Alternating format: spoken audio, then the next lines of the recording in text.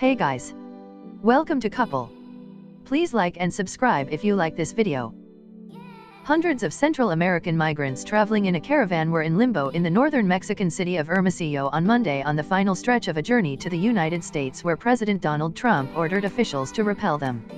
About 600 men, women, and children from Guatemala, El Salvador and Honduras had been waiting on Monday in Hermosillo, Sonora to board a train or take buses for the remaining 432 miles to the border with California.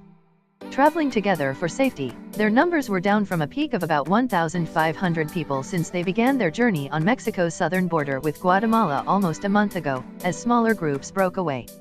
Many women and children in the group were planning to seek asylum in the United States after they reached Tijuana, said Rodrigo Abeja, a coordinator from immigrant rights group Pueblos Sin Fronteras that has been organizing similar caravans for several years. Moving from town to town, the impoverished and bedraggled travelers became a lightning rod for U.S Mexico relations after Trump launched a succession of tweets in early April, telling Mexican authorities to stop them. On Monday he again lashed out, threatening that failure to stop the caravan could stall the already tense renegotiation of NAFTA. "I have instructed the Secretary of Homeland Security not to let these large caravans of people into our country," Trump tweeted Monday morning. "It's a disgrace. We are the only country in the world so naive." While following Trump's tweets, the group was considering applying for asylum status in Mexico, a Reuters witness traveling with them said.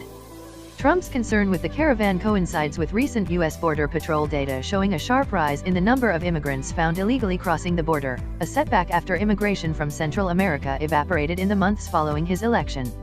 While it is not clear what will happen when the group arrives at the border, or if it will disperse before it gets there, there are signs the U.S. is preparing legal defenses.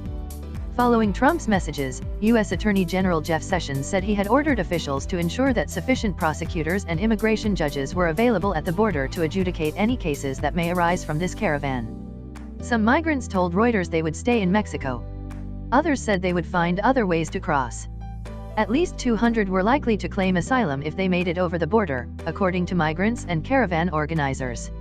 Marie Vincent, a U.S.-based immigration attorney who met the caravan on a stop along the way, said many of the immigrants had a strong case for U.S. asylum either because they faced political persecution, lethal threats from gangs, or violence because of gender or sexual identity. Vincent said one of those with a persuasive case was the survivor of a flawed witness protection program in Honduras who had been stabbed and shot at more times than he could count. Faced with another death threat, he escaped to Guatemala and then to Mexico from a hospital bed with the tubes still stuck in his body, one of them hanging from his stomach, she said. Some of the group had been dissuaded from seeking asylum by warnings about detention conditions they might endure in the United States, she said. Although Honduras and El Salvador rank among countries with the highest homicide rates in the world, rejection rates for asylum claims from those countries are very steep. Additional reporting and writing by Delphine Schrank in Mexico City, editing by Frank Jack Daniel and Scott Malone.